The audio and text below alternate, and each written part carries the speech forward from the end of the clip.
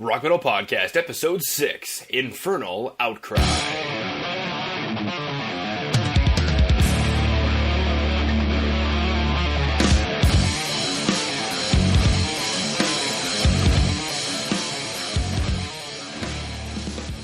Alright, Liana, I am recording.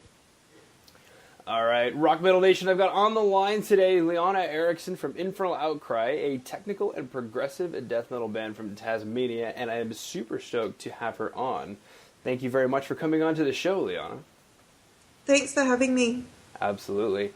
Liana, why don't you tell Rock Metal Nation a bit about yourself? I do vocals in the band Infernal Outcry. And as you said, we're from Tasmania, which is a small island off Australia.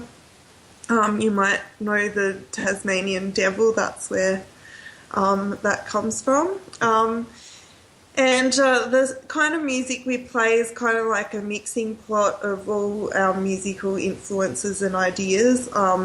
Like you'll hear a lot of different stuff like old school death metal, thrash metal like Death and Megadeth, but then also we incorporate like modern metal and progressive music like Protest the Hero and Yes.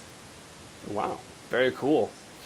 So basically, I'm guessing all of you guys bring these different unique influences together, or ultimately it's just kind of like the big idea that you guys have to create at all times. Like, how does that work exactly?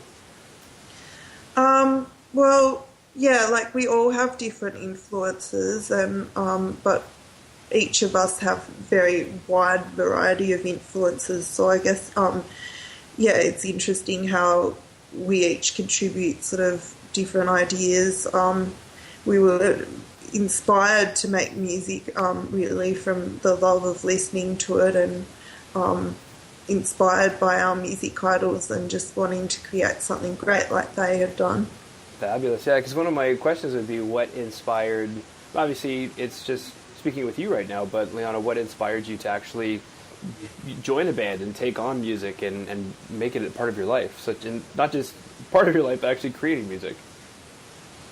I guess, like I said, it was just, like listening to our idols, or my idols. I was really inspired by, I just really wanted to be part of something magical like that. That's awesome. Yeah, you mentioned some really big idols like Yes and Megadeth, and a lot of really good influences to mix together as well. And yeah. I'm curious, how did you guys end up meeting each other? Like, what's the story behind the formation of the band, or at least the main songwriters of the band? The band was formed mainly because we were all studying music at the conservatorium here in Hobart. I met Dan and Dave there, and I approached Dan about the band, and then we asked Dave to join us as well. Very cool. So basically it was, sounds really easy. Like you guys are just studying music, got along, and bam, now you are living the dream, you're doing it. Yeah, I suppose so. We've had a few issues with lineup changes, with like the drummer has been the difficult thing, but so it hasn't all been easy, but we've just been persisting. Yeah, I think that's the biggest thing, right, is having a vision for what it is that you want and being able to persist through anything that arises, and that could include member changes, right? Yeah, definitely. What inspired the name Infernal Outcry? I think it was a Dream Theater song called Outcry that Dan really loved. But then there were like a million different bands called Outcry, so we needed to find something that was different. So I added that adjective in there, infernal, it was funny because Dan didn't like that, but I didn't like Outcry, and so we just sort of had this compromise, You guys did rock, paper, scissors, and you won, basically, is what you're saying. Well, I mean, we both compromised because I didn't like the Outcry part and he didn't like the Infernal part, so we compromised and we were both unhappy. There we go. Fantastic. Just bring them together and then bam, you're all good to go. Now, yeah, that's... You guys mentioned you guys all went to the conservatory, so I imagine some serious musical minds at work. When you guys get together to write songs, what's that process like? Well, each song has its own way of being written. For example, our song Eclipsed, Dan had the first few riffs written, and then we just like jammed them until he came up with some more, and then Dave wrote a few parts for it, and then Dan sort of came up with the rest based on that. But with one of our other songs, Perfidious Genocide, Dave wrote the song entirely by himself, and Dan did that as well for Collapse and Transformation. So, and I just kind of like add in my vocal parts, sort of usually individually, but maybe sometimes a little bit during jams. Yeah, it's a very flexible process, basically. It might be one person off in the corner by themselves, not wanting to play with the others. Or, it might be everybody together jamming it out, and that's just, I don't know, it's, either way, it sounds like you guys have still a cohesive sound, which is really cool. Thank you. Let's go ahead and listen to the first song, Eclipse.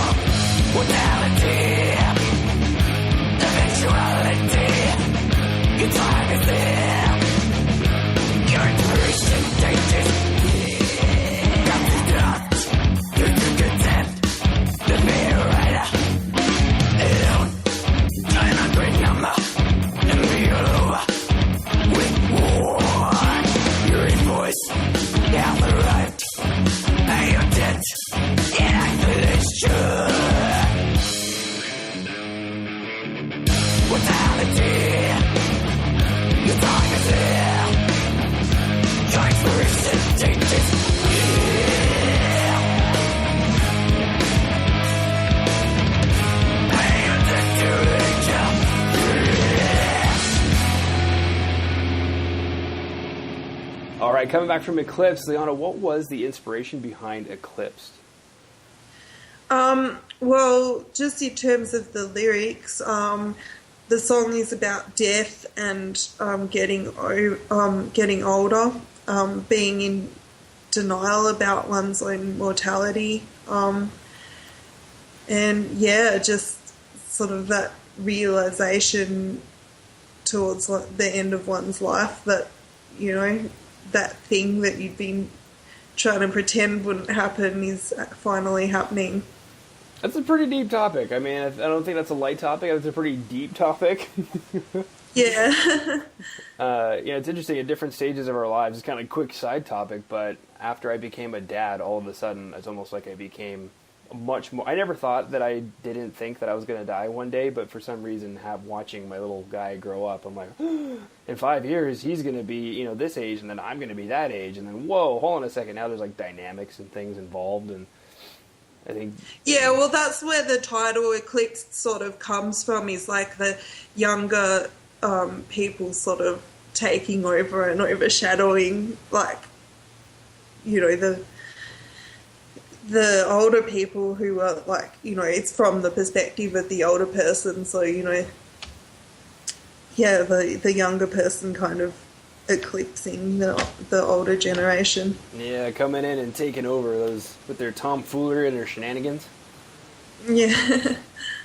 All right, fantastic. Let's go ahead and listen to the next track, Jaws of Life.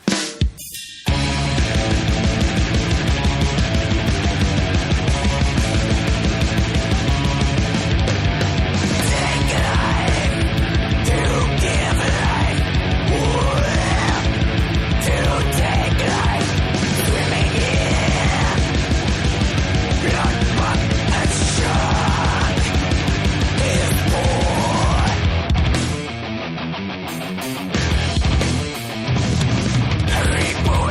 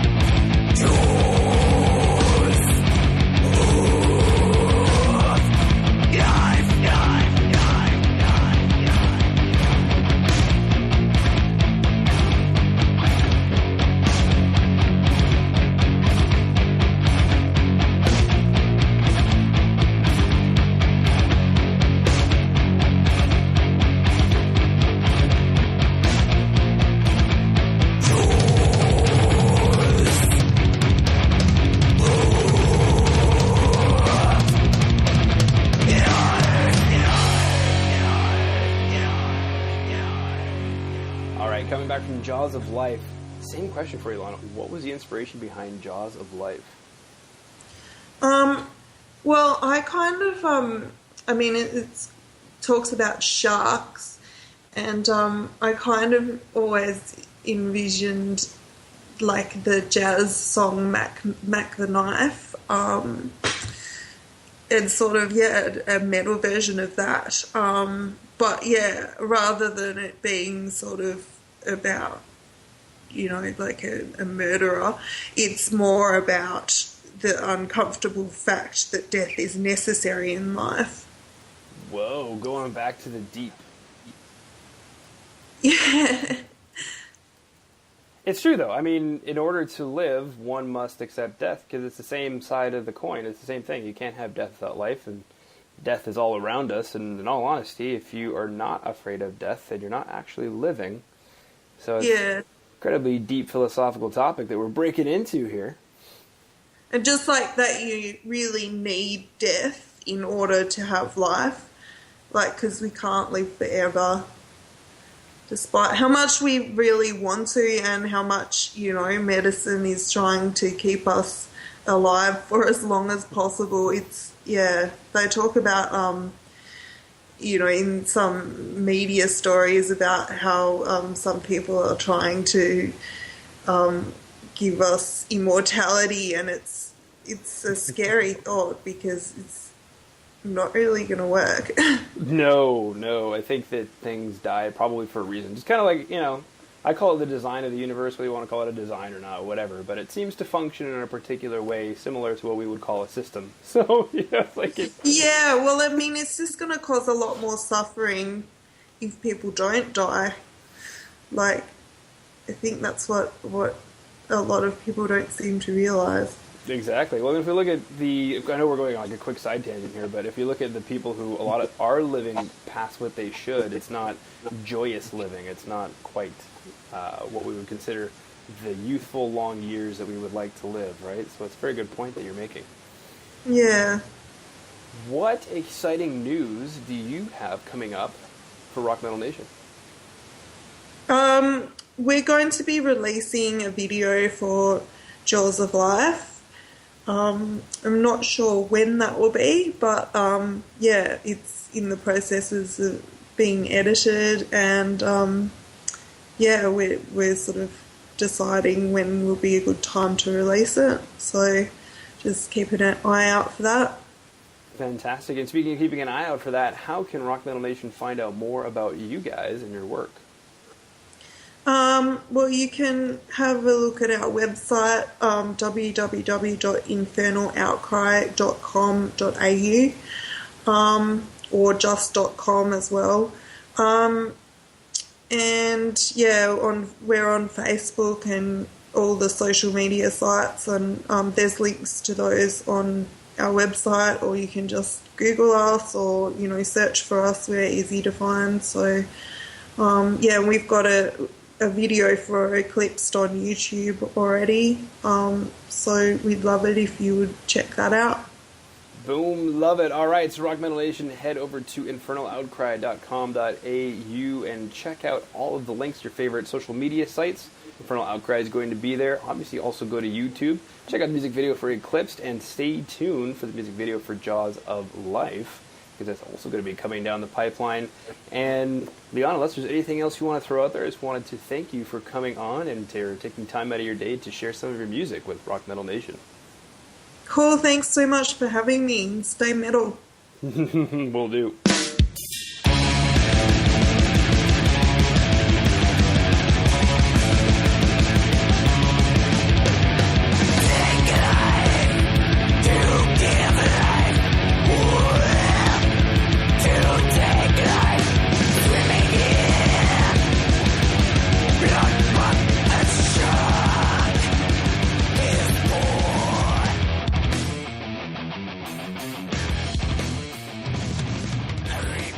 Rock Metal Nation, thanks again for listening to the Rock Metal Podcast. This is John from, the Rock Metal Podcast. Thank you again for listening to episode 6 with Infernal Outcry. Hope you discovered an amazing band today in Infernal Outcry. Just want to let you know that you can check out the show notes and all the information about the podcast and the bands that are on by going to our website, rockmetalpodcast.ca. That is the rockmetalpodcast.ca. And just like Liana said, stay metal, Rock Metal Nation.